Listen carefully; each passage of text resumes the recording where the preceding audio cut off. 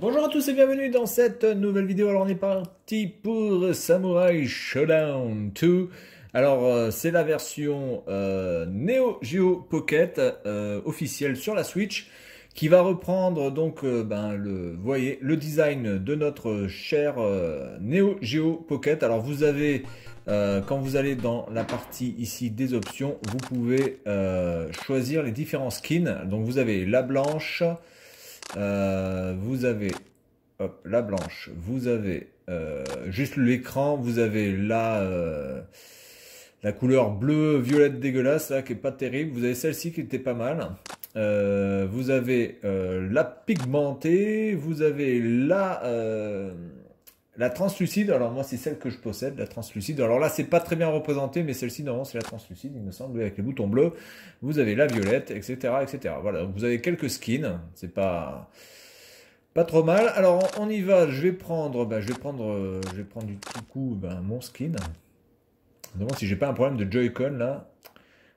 Alors on peut aussi choisir le filtre, on peut le choisir clair ou comme ça. Alors moi je vais le choisir clair.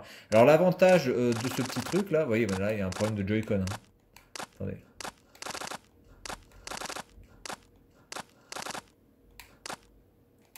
Je fais juste un petit test. C'est assez bizarre. Bref.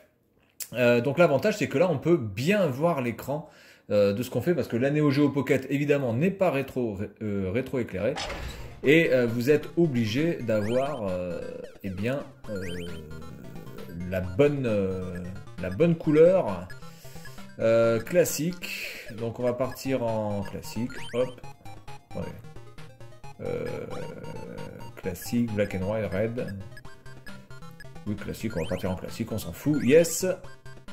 Alors ça c'était le menu, on pouvait directement choisir les trucs. Attendez, hop, je restart le game parce qu'on s'en fout des options. Voilà, donc Samurai Showdown 2.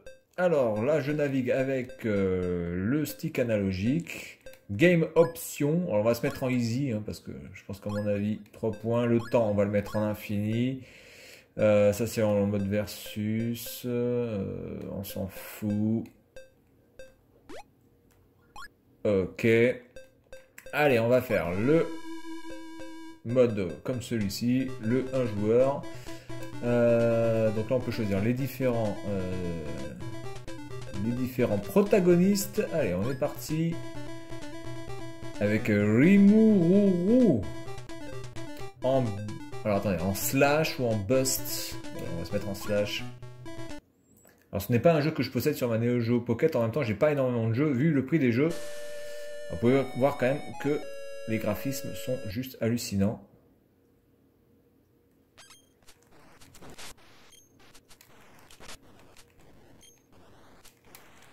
Alors on est parti, on va essayer de faire quelques combinaisons. Voilà, je me mets ma jauge de ki de ouf. À la manière de Dragon Ball Z, même si évidemment ça n'a aucun rapport, hein, c'était juste une petite boutade.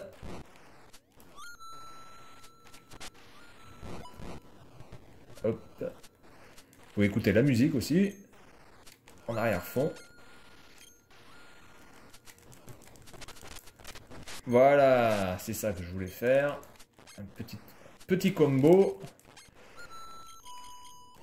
Alors après je mettrai peut-être le filtre, du coup, pour faire un effet un peu plus vintage. Ah la vache. Oh putain. J'avais 10 fois le temps de me défendre et je l'ai pas fait. Oh putain, il me foutait un coup là. Ok. Et voilà. Bien. Alors, je vais mettre un filtre. Hop. De toute façon, on n'a pas grand chose en filtre. On en a que 2. Ça, c'est un petit peu dommage.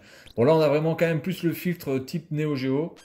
Mais on est quand même vachement aidé par, par ce rétroéclairage qui n'est pas disponible sur la console. Je pense vraiment que c'était le seul point négatif par rapport à la qualité de cette console. De ne pas avoir un rétroéclairage. Rétroéclairage qui existait déjà sur la Game Gear. Je pense que SNK aurait pu faire un petit peu le forcing. Bon, après, ça aurait fait peut-être certainement une console hors de prix, surtout qu'il n'y a la possibilité que de mettre 2 piles. Donc évidemment 2 piles en rétroéclairage. Eh bien, c'est voué à l'échec en termes d'autonomie. Voilà, bon là je suis en train de lui arracher la tronche. Voilà. Hop là, je me suis fait déboîter. Il faudrait que je sorte de là. En tout cas, l'animation est quand même très très bonne. Il n'y a rien à dire par rapport à ça. Bon, je trouve qu'il y a quand même un petit peu de ralentissement, mais c'est... Bon, je pense que ça... Oh putain, là je me suis fait... Il m'a mis son coup spécial dans la tronche. En tout cas, c'est une bonne... voilà, c'est une bonne émulation, je trouve, avec cet écran là. Alors, on peut zoomer aussi. Hein. Alors, attendez, je vais vous montrer ça.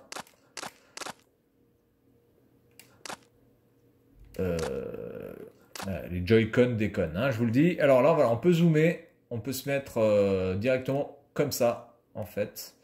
Mais là, du coup, c'est... je sais pas, ça va être un petit peu chaud, je pense. Hein. Mais on y voit mieux. Hein. Alors la Neo Geo Pocket, je vous l'avais présenté, hein, ma petite Neo Geo Pocket. Alors j'ai pas de jeu en boîte, j'ai que des jeux en loose sur cette console. Alors du coup, attendez, on va faire un reset du game. Et puis on va prendre un autre personnage et puis on va s'arrêter là.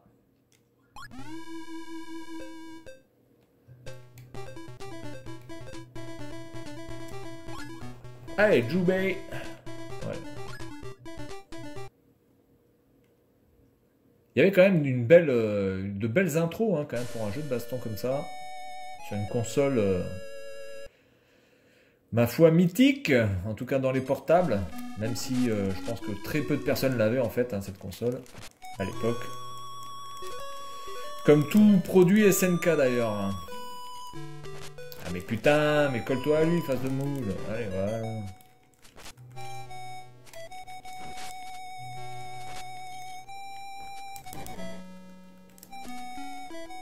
Écoutez les musiques. Qui sont vraiment très très bonnes aussi. Les animations sont fous, hein. Elles sont folles, pardon. Les animations sont folles. Voilà.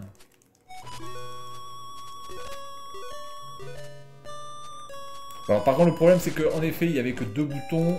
Et donc, du coup, pour un jeu de baston, ça limite grandement les possibilités. Surtout que SNK est quand même réputé avant tout pour la qualité de ses jeux de baston. Et donc se limiter à 2 boutons, c'est un petit peu dommage. Ils auraient dû peut-être rajouter un 3e. Ou rajouter une petite gâchette, j'en sais rien. Mais c'est vrai que 2 boutons pour un jeu de baston, c'est voilà, c'est un petit peu pauvre. Mais bon, honnêtement, le plaisir de jouer est là. Alors évidemment, il était possible de jouer avec un partenaire si vous aviez le câble qui permettait de relier 2 Neo Geo Pocket. Et je pense qu'il fallait aussi avoir les 2 jeux. Hein. Je suis pas sûr, mais ça me confirmait.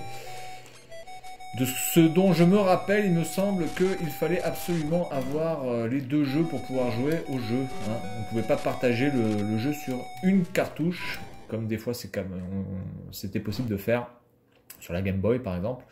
Là, il me semble qu'il fallait 2 fois le jeu. Donc il fallait 2 consoles, il fallait 2 jeux, il fallait le câble. Voilà, donc c'était juste un petit peu voilà, hors de prix pour l'époque. Voilà, donc écoutez, on va s'arrêter là. En tout cas, très très bonne mouture